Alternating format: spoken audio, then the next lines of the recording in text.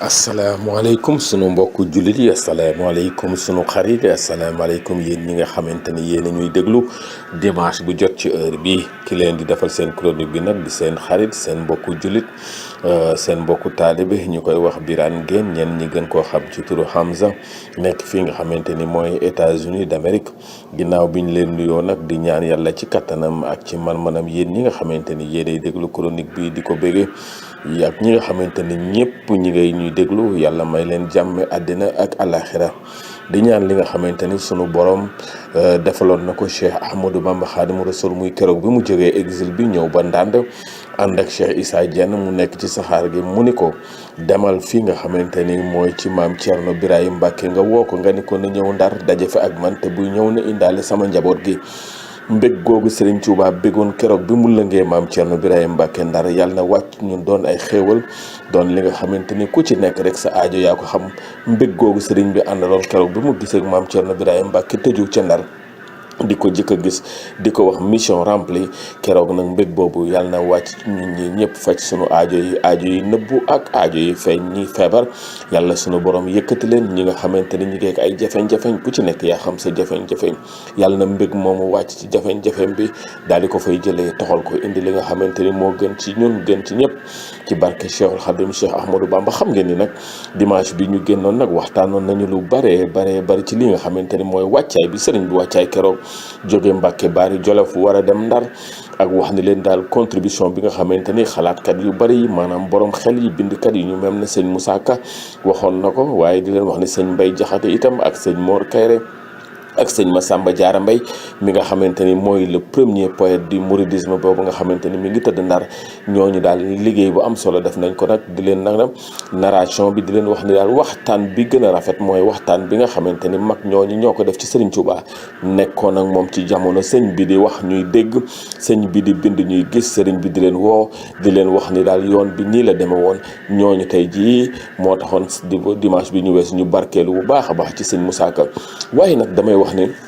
waxtaanu Serigne Touba nag ci lii nga xamante ni moom la ñuy def muy mission bi ko yàlla joxoon jaarale ko ci yenant bi sallallahu alayhi wa sallam du mën a complet toujours rek ba comme ni ma koy waxe ba indi wuñu acteurs yëpp tey nag dañoo bind nga indi benn acteur muy jàngu bi muy église bi ban contribution la def parce que église bi su ñu nee diine la ñuy woote ñu ne l'islam diine la ñuy woote donc église bi war na mën a am benn contribution parce que tubaab yi bi ñuy coloniser Sénégal dañoo indaale ci seen valise bi li nga xamante ni mooy église nag buñ ne diine mooy libéré nit diine mooy permettre li nga xamante ni nit ki delluwaat ci sunu borom waaye église bi ban rôle la joué waaye nag léegi buñ ko bëggee xam ci processus bi yëpp dinañ ci indi ay tegtal parce que mënuñu def complément liggéey bi ñuy def ci liggéey Serigne Touba te indiwuñu la contribution de l'église parce que église bi tubaab yi ñëw di dominer Sénégal dañ ko indaale ci seen i biiri valise donc nag ñu jàpp ne colonisation bi nga xam moo am Sénégal jàpp nañu de 1817 à 1872 maanaam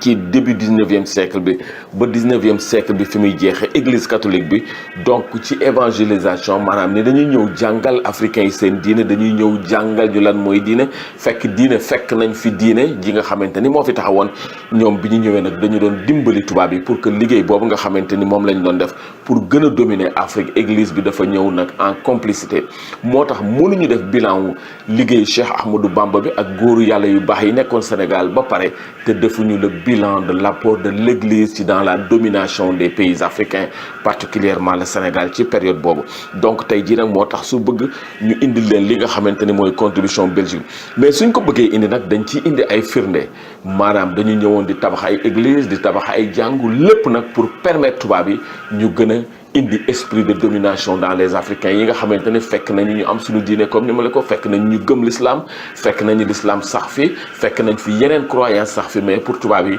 loolu du woon diine ji ñu bëgg diine ji ñu bëgg mooy diine catholique sax fi nga xamante ne mooy Sénégal léegi nag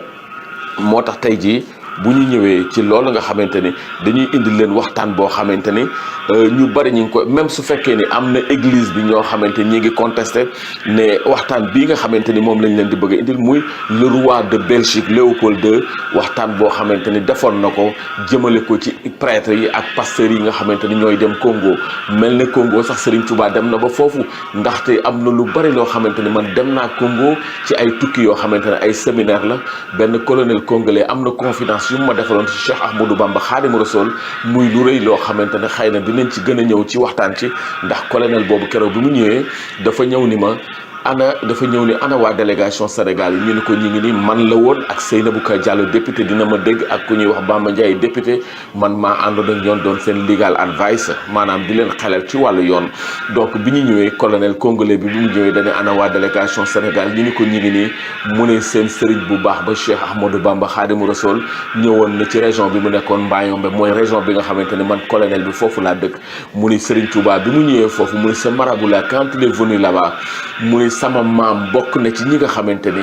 donc dañ ko daan dimbali mu ne bi ñu koy dimbali bi muy sama maam di dimbali Serigne Touba nag di ko wutal ay ndox ak yooyu nga xamante ni soxla na ko nee na keroog sax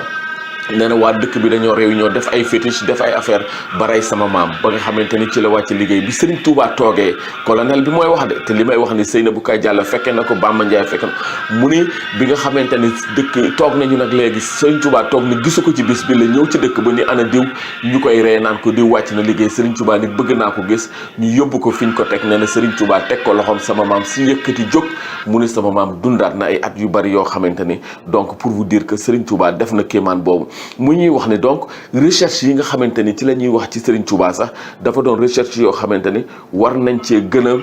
nañoo gën a pousser di xool kéemaan yi sëñ bi def colonel congolais bi nii même ba ndox mi ngeen di naan fii au Congo ñu tuddee ko le Mayombe parce que ndox mi ñuy dem Congo belge ñi dem ci ndox mi ñuy naan Congo